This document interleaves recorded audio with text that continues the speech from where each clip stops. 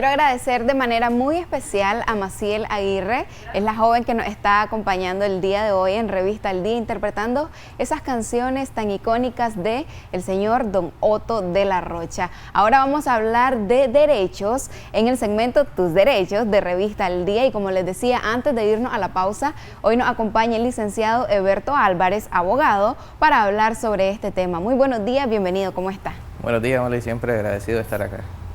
Bienvenido. La vez pasada nosotros mencionamos de que no nos había podido visitar porque tuvo un pequeño inconveniente, en este caso un accidente de tránsito. Claro que sí. Qué bueno de que no pasó a más, que solo fueron daños materiales. Así es. Pero creo que en la vida todo se resume a la parte legal, todo tiene que ver con los derechos, y si existen las leyes podemos irnos en sana paz. Claro que sí, así es. Muy bien, Sí. entonces ahora entrando en contexto al tema que tenemos hoy, que es derechos humanos en contexto de una pandemia. Para iniciar, ¿qué son los derechos humanos?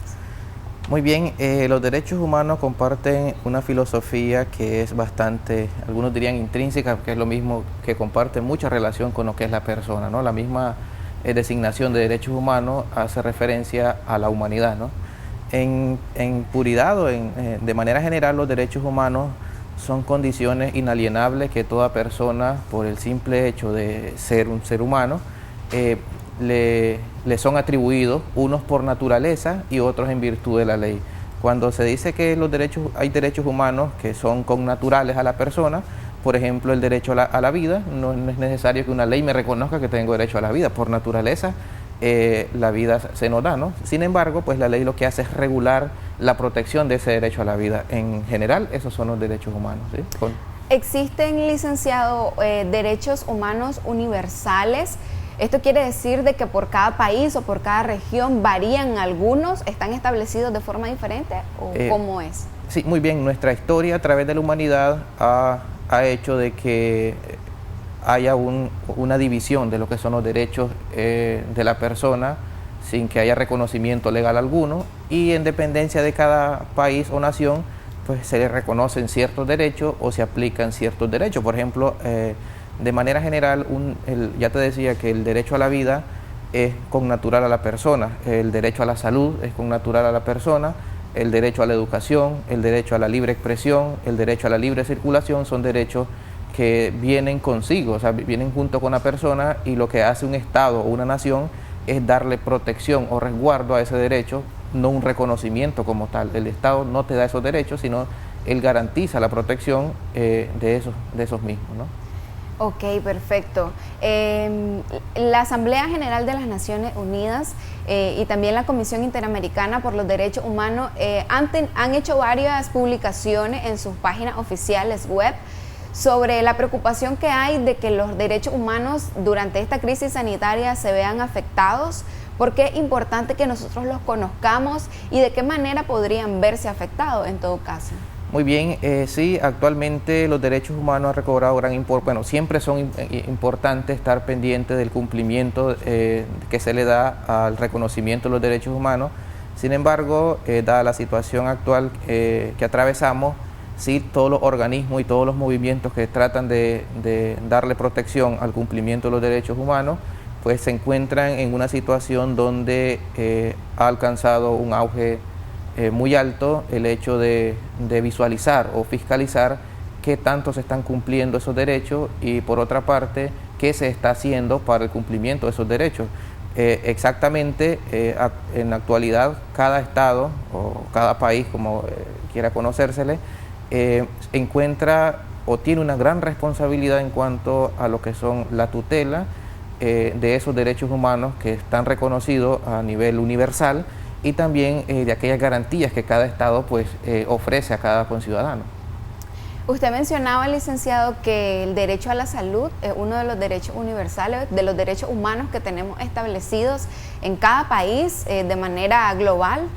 ¿Cómo puede cumplirse a cabalidad el derecho a tener una atención de salud de calidad sin que nadie quede al margen de esto, sin importar el estatus social en el que nosotros nos encontremos? Muy bien, la pregunta quizás desde el punto de vista legal puede encontrar una respuesta muy certera, es decir, aplicando la normativa o la ley para tratar de resguardar ese derecho. Sin embargo, habría que ver varios parámetros para medir el debido cumplimiento del derecho a la salud, ¿no?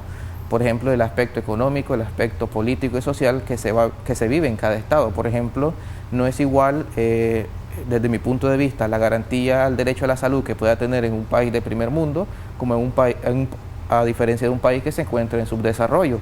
Son situaciones muy distintas y que en la medida posible, pues para tratar de definir qué tanto se están cumpliendo los derechos o qué no se está haciendo, pues pienso que se debe de atender exactamente a las condiciones que vive cada país. Por ejemplo, si nos preguntamos cómo está dando salida a la pandemia X país, pues habría que atender a en qué condiciones se encuentra para darle salida a toda esta situación que estamos viviendo.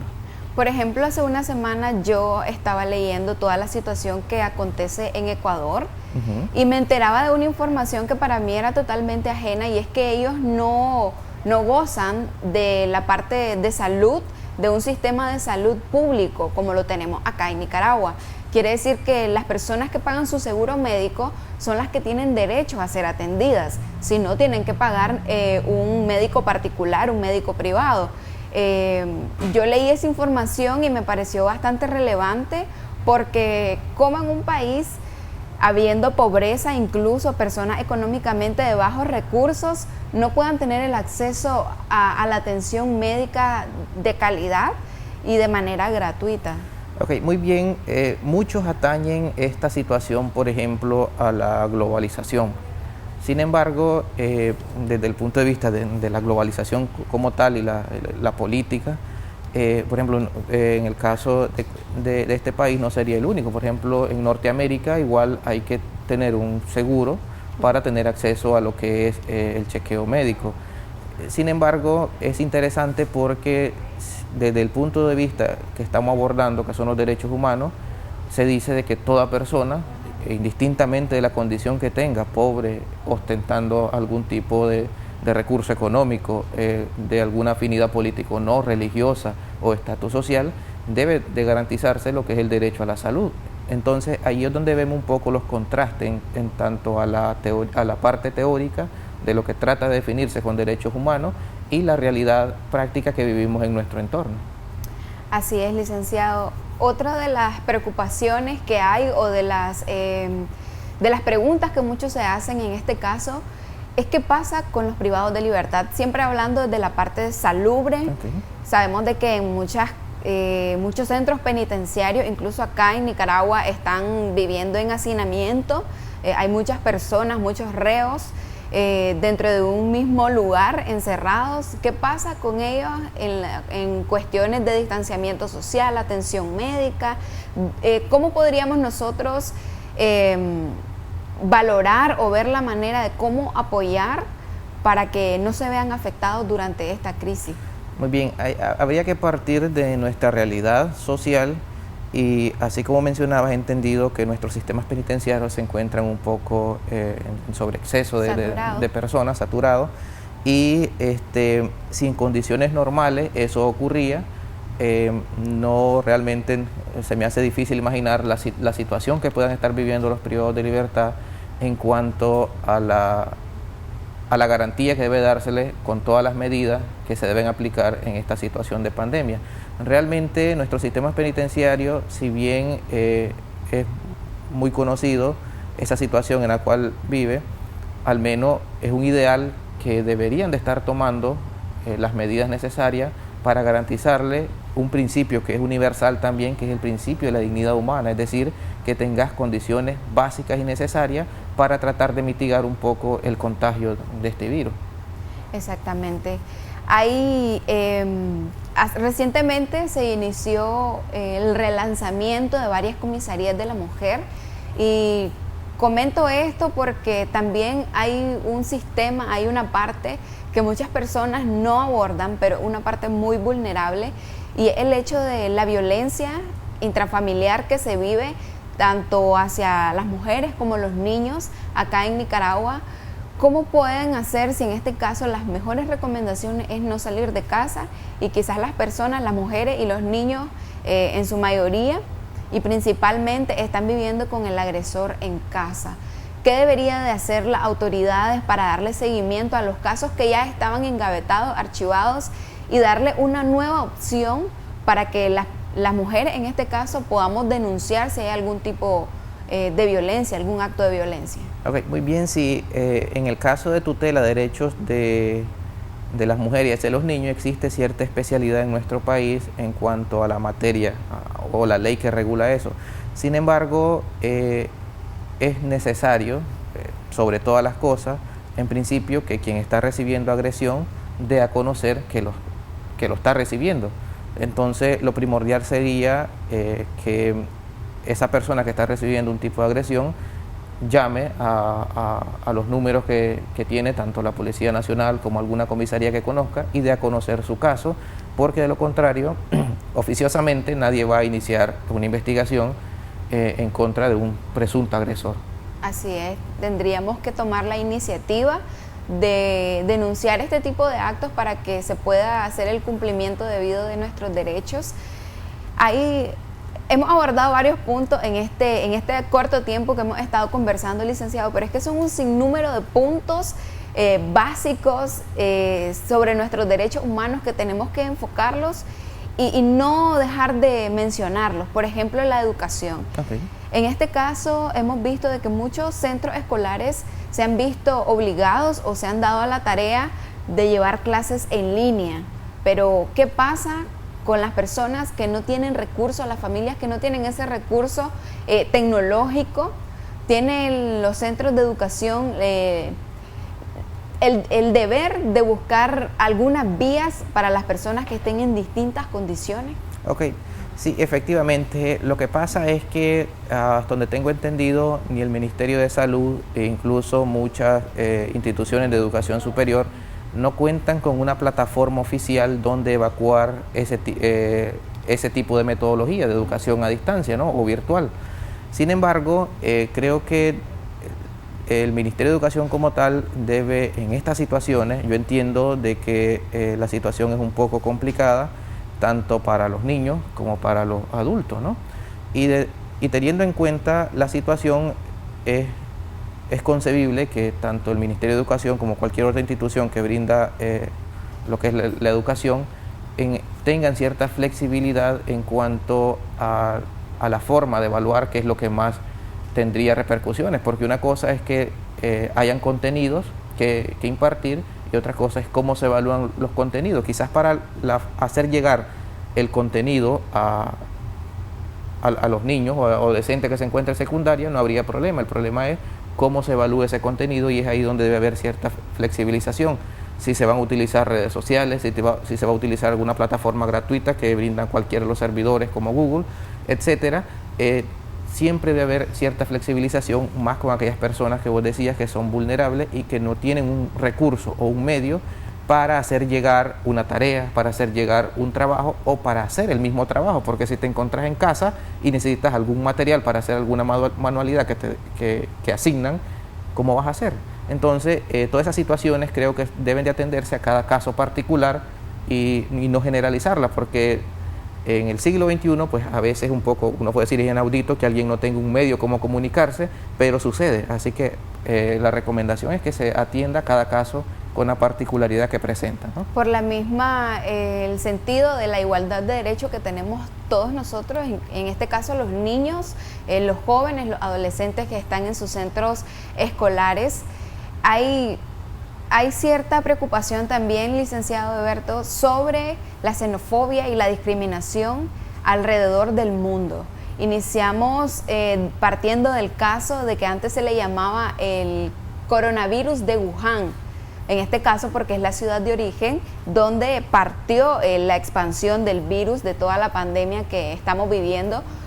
Pero había una cierta estigmatización de las personas que venían o procedían de este país asiático. Entonces miraba a una persona tal vez en Nicaragua y es asiático y vos decías, no, es coronavirus, es COVID-19. De ahí partió también el hecho de que se le denominara COVID-19, coronavirus COVID-19. Claro. ¿Qué pasa en este sentido? Las personas que están, los migrantes, pueden estar siendo tratados de alguna manera mal por el hecho de estar viajando y que pueden crear ese posible contagio. ¿Qué pasa en este caso? ¿Dónde quedan nuestros derechos humanos? En el caso de las personas de los países asiáticos. Muy bien, el punto de partida está que incluso dentro de nuestra misma sociedad, recuerdo que al inicio de toda esta situación muy poco se utilizaba, por ejemplo, lo que es la mascarilla o tapabocas que le dicen, y si alguien te miraba con una mascarilla, ya tenía unas miradas soslayadas, dando a entender que debías alejarte. Incluso pasa en esta situación.